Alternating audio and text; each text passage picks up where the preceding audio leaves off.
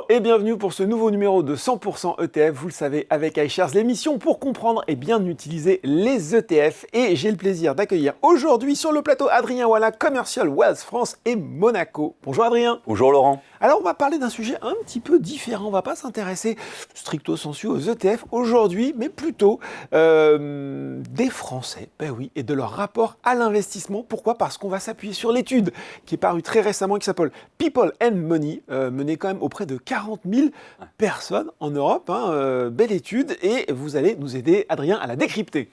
En effet, on va parler de People and Money, qui je pense est une étude vraiment utile, en fait surtout notamment pour prendre le pouls un peu de l'investissement en ETF en Europe, mais c'est surtout ça qui va nous intéresser en France. Alors justement, premier constat, comment aujourd'hui les investisseurs français perçoivent les ETF en France, dans l'Hexagone ? Je t'avoue, quand j'ai lu le rapport, le premier truc que je me suis dit, et le premier constat que je me suis fait, c'est le manque de connaissances des Français envers les ETF. Bon, ça ne va pas surprendre grand monde, mais c'est vrai qu'il y a plus de la moitié des Français adultes, à peu près c'est 54%, qui n'ont jamais entendu parler d'ETF. Donc il y a encore du boulot. Ouais, il y a encore du boulot. Et ce qui est intéressant, c'est de voir surtout aussi, et de comparer ce chiffre de 54% à la moyenne européenne qui est de 41%, et aux Allemands, et en Allemagne, qui est de 19%. Ouais, on sait que les Allemands sont très en avance là-dessus. Et en fait, ce manque de connaissances, ça se retranscrit dans d'autres chiffres. Par exemple, le nombre d'investisseurs français en ETF en 2025, est-ce que tu pourrais me le dire typiquement ?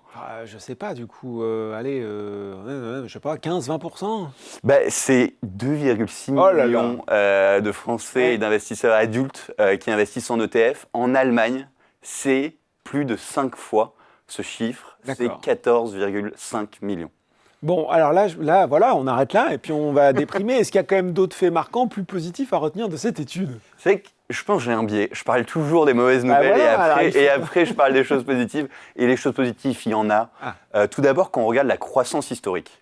Entre 2022 et 2025, le nombre d'investisseurs français en ETF a presque doublé, plus 91%. La moyenne européenne, c'est 69%. Donc c'est déjà un premier point. Il y a une bonne dynamique. Et ce qui est intéressant aussi de voir, c'est que cette dynamique, elle est aussi portée par les jeunes. La moyenne d'âge des investisseurs français en ETF, il y en a plus de 52% qui ont entre 18 et 34 ans.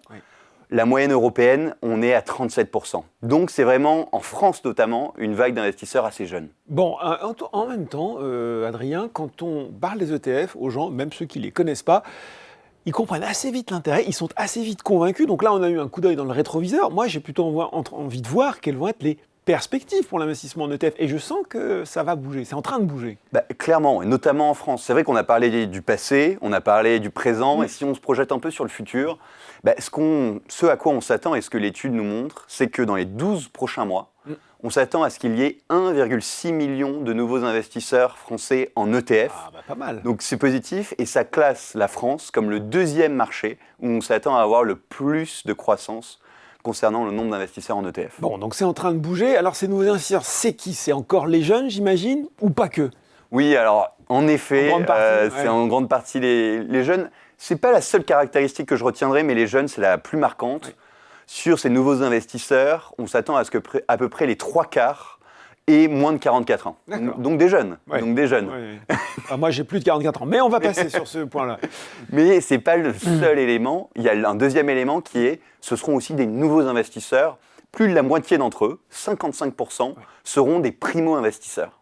Et je pense qu'il y a un dernier point qui m'a marqué sur cette nouvelle vague d'investisseurs, c'est la façon dont ils se renseignent. Typiquement, ils disent que leur première source d'information, c'est des sites ou des médias qui s'y connaissent en finance et qui sont spécialisés dans la finance, typiquement comme Boursorama.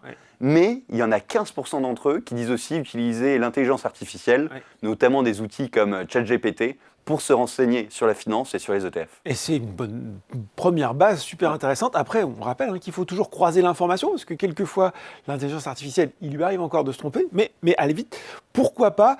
Est-ce qu'on sait, Adrien, ce que vont attendre ces nouveaux investisseurs, puisque, tu l'as dit, ils vont arriver avec, ce sera leur première expérience finalement, pour certains. Totalement, en fait, ils cherchent quoi ? Ils cherchent des produits diversifiés, des produits à frais faibles, des produits transparents et des produits simples à utiliser. Bref, ils cherchent des ETF, somme toute. Mais en fait, on voit qu'il y a un peu 3 grandes tendances qu'on a observées également, qui sont assez intéressantes. Beaucoup d'entre eux cherchent des plans d'épargne en ETF, donc une façon d'investir régulièrement avec des frais très peu élevés et, Montant accessible aussi. Hein. et accessible Ouais. dans les ETF. Donc Ouais. ça, c'est le premier point. Mm. Le deuxième point, c'est un peu des investissements à objectif de vie. C'est-à-dire qu'ils veulent relier leur investissement réellement à des projets de vie comme préparer leur retraite ou l'achat d'un bien immobilier.